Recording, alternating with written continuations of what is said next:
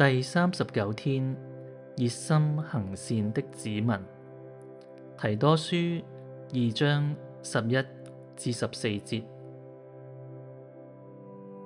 神拯救萬人的恩典已經顯明出來了，這恩典訓練我們除去不敬虔的心和屬世的私欲，在今生過着自律、公正、敬虔的生活，等候那有福的盼望，就是我們偉大的神救主耶穌基督榮耀的顯現。